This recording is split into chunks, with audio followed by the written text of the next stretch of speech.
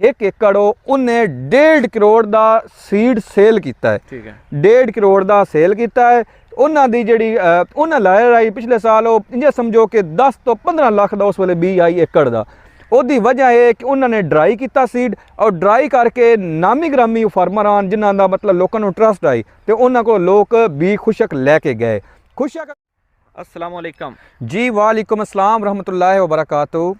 अच्छा माविया साहब, सारों तो पहले तो अपना तारुफ करवा दो साडे नाज़रीन नूं ते दूसरा G1 ਦੇ हवाले नाल सान थोड़ी तफसील दसो। जी सफदर भाई, बहुत मेहरबानी, तुसी अपना कीमती टाइम कढ़िया और तुसी मेरे को आए और बंदन चीज़ का तुसी इंटरव्यू कर रहे हो। अल्हम्दुलिल्लाह 3 साल हो गए ना यूट्यूब चैनल और फेसबुक पेज पे मेरी लोग वीडियो भी देख रहे हैं और अल्हम्दुलिल्लाह मुख्तलिफ जगह पर जाके विजिट करिंदा खेत विखिंदे रहो G1 दे। असल च G1 है कि G1 एक ए जी क्रॉप है जिहड़ी कि करोड़ा रुपये दे रही है बंदियां नूं। G1 की वजह तो लोग चंगियां गड्डियां लै रहे हैं, चंगे घर लै रहे हैं। G1 जिहड़ा ये पाकिस्तान दे विच 4 तो 5 साल हो गए। डॉक्टर हमायूं साहब अल्लाह जन्नत देवे, वो करोना विच बेचारे वफात पा गए हैं तो उन्होंने पाकिस्तान वास्ते एक बेहतरीन ईजाद की है जिहड़ा कि ज़मींदार अगर छोटे ज़मींदार हैं, कनाल वाले ज़मींदार हैं तो वह भी G1 ला के ते लाखां रुपये कमा सकते हैं। 25 तो 30 लाख रुपया 40 लाख रुपया एक कनाल देंदी है। कोई फसल ऐसी नहीं सफदर भाई जिहड़ी कि इतनी आमदन देवे। G1 एक लसन है, पंजाबी च असीं थोम आखदे हां, घरां विच इस्तेमाल होंदा थोम, देसी थोम इस्तेमाल होंदा है, बहुत छोटे साइज़ विच होंदा है तो उस तो इलावा फार्मी थोम लसन भी असीं इस्तेमाल करते हैं। लेकिन G1 जिहड़ा है लसन इसकी इतना बेहतरीन ज़ायका है और इतनी बेहतरीन चीज़ है। लोग जिवें है ना आदन लूमड़ी अंगूर खट्टे आन ते नहीं अपड़ी व्या लोग आदन G1 कोई गल नहीं, G1 एक फ्रॉड है। नहीं, G1 NARC Islamabad research centre साडा पाकिस्तान का है, वो तो अटेस्टेड है और अल्हम्दुलिल्लाह एक पाकिस्तान की अपनी चीज़ है और कामयाब है। 4 साल हो गए जिन्होंने लाया। मैंने कोई ऐसा बंदा विखा दो जै G1 जड़ा असल अपना NARC का लाया होवे तो उन्होंने घाटा पे होवे। भाई जी कोई ऐसा बंदा तो ना लभसी गया। तो बाकी गल ये है लोगों कनाल लावन 2 कनाल लावन लाना चाहिए, लेकिन G1 दे विच धोखा तो फ्रॉड भी बड़ा है। भाई जी G1 दे विच धोखा फ्रॉड ये है कि पाकिस्तान दे विच इंडिया तो चाइना एलीफेंट 2 नंबर G1 जड़ा बाहर दा वो आ गया है और जिन्होंने फार्मर वो ला लिया है उन्होंने G1 बदनाम करने की कोशिश की और बेचारे लोगों वो G1 बना के बेच दिता। हरनाई चाइना शक्ल तो होंदी है देखो, लेकिन जदों तुसी फसल दे विच वेंदे हो, क्रॉप दे विच वेंदे हो तो तुहानू दी बड़ी पहचान होंदी।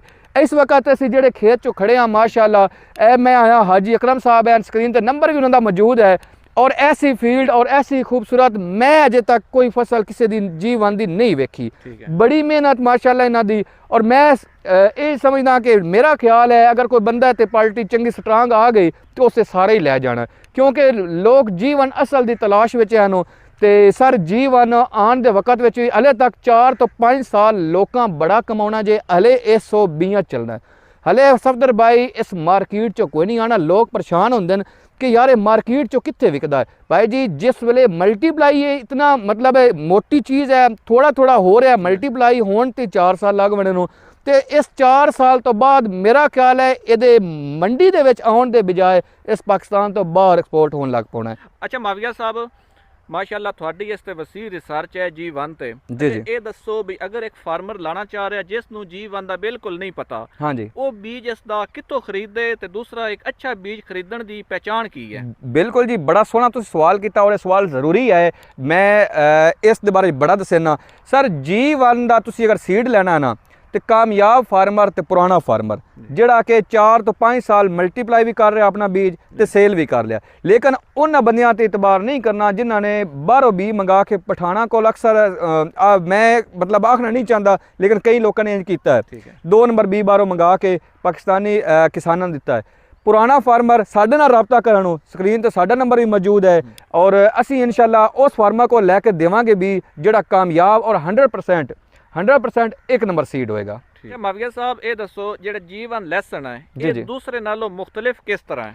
सर ये दूसरे नालों मुख्तलिफ इस तरह है कि इस जिहड़ा एक जिहड़ा गड्ढा है ना जी वो ਨਾਰਮਲ 500 ਗ੍ਰਾਮ 800 ਗ੍ਰਾਮ ਦਾ ਹਿੱਕ ਹੀ ਹੈ ਅੱਛਾ ਇੱਕ ਬਲਬ ਇਸ ਦਾ। ਠੀਕ ਹੈ। ਤੇ ਬਾਕੀ ਜਿਹੜਾ ਉਹ ਤੁਹਾਨੂੰ ਪਤਾ ਹੈ ਉਹ ਇਸ ਦੀ ਹਿੱਕ ਜਿਹੜੀ ਤੁਰੀ ਹੁੰਦੀ ਨਾ ਜੀ। ਤੁਰੀ ਜਿੰਨਾ ਵੀ ਨਹੀਂ ਹੁੰਦਾ। ਠੀਕ ਹੈ। ਔਰ ਮਜ਼ੇ ਦੀ ਗੱਲ ਇਹ ਹੈ ਕਿ ਅਗਰ ਇਹ ਸਾਡੇ ਘਰਾਂ ਦੇ ਵਿੱਚ ਸਾਡੀਆਂ ਭੈਣਾਂ ਇਸਤੇਮਾਲ ਕਰਾਨਾ ਤੇ ਉਹਨਾਂ ਨੂੰ ਆਸਾਨੀ ਇਹ ਉਸੇ ਵੀ ਹਿੱਕ ਤੁਰੀ ਜਿਹੜੀ ਨਾ ਜਿਹੜੀ ਚੰਗੀ ਤੁਰੀ ਮੇਰਾ ਖਿਆਲ ਹੈ ਪੂਰਾ ਦਿਨ ਉਹ ਇਸਤੇਮਾਲ ਕਰ ਸਕਦੀਆਂ, ਅੱਧੀ ਕੱਟ ਕੇ ਇੱਕ ਟਾਈਮ ਦੇ ਖਾਣੇ 'ਚ ਇਸਤੇਮਾਲ ਹੋਸੀ, ਕਿਉਂਕਿ ਨਾ ਉਹ ਛਿਲਣੀ ਪੋਸੀ ਕਿਉਂਕਿ ਉਹਦਾ ਸਾਈਜ਼ ਹੀ ਕਾਫੀ ਵੱਡਾ ਠੀਕ ਹੈ ਹੈ। ਤੇ ਲਜ਼ਤ ਵੀ ਉਸਦੀ ਜ਼ਿਆਦਾ ਹੈ ਤੇ ਇਹ ਸਰ ਬਹੁਤ ਫਾਇਦੇ ਵਾਲੀ ਚੀਜ਼ ਹੈ ਇਸ ਵਾਸਤੇ।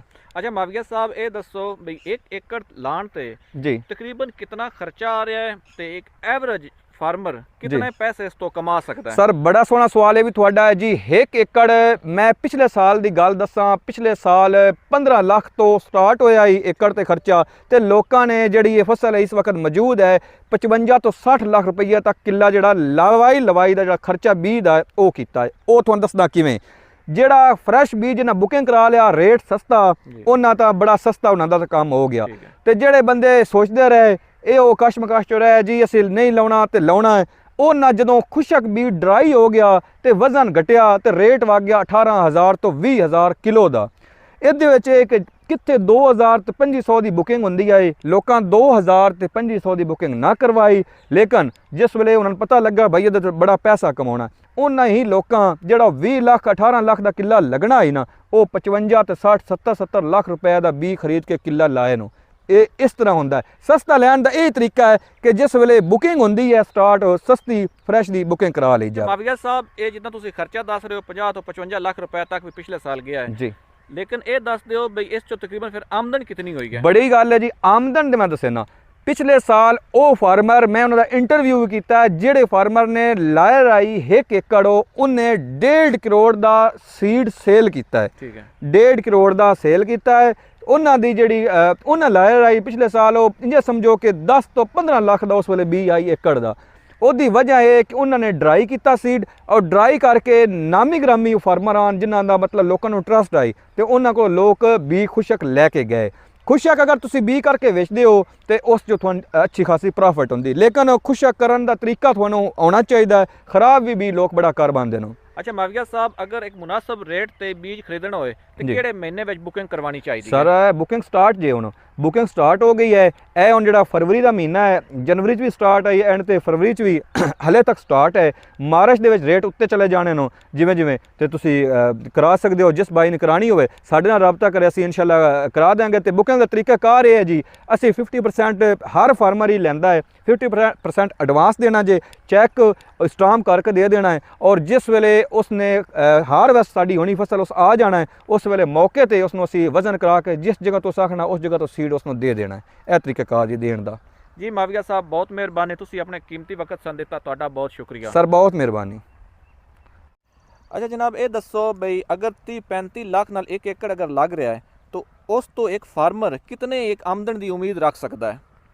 ਆਮਦਨੀ ਹੁਣ ਤੁਸੀਂ ਅਗਰ 350 400 ਮਣ ਨਿਕਲੇ ਨਾ ਏਕੜ ਵਿੱਚੋਂ 350 ਹੀ ਲਾ ਲਓ ਤਾਂ ਉਸ ਨੂੰ ਜਿਹੜਾ ਹੈ ਨਾ 350 ਮਣ ਉਹ ਜੀ ਤੁਹਾਡਾ ਇੱਕ ਮਣ ਜਿਹੜਾ ਅਗਰ 2.5 ਦੀ ਬੁਕਿੰਗ ਵੀ ਹੁੰਦੀ ਹੈ ਨਾ 1 ਲੱਖ ਦਾ ਇੱਕ ਮਣ ਬਣਦਾ ਹੈ ਜੀ। ਤੇ 350 ਮਣ ਦਾ ਲਾ ਲਓ 3 ਕਰੋੜ ਵੀ 50 ਲੱਖ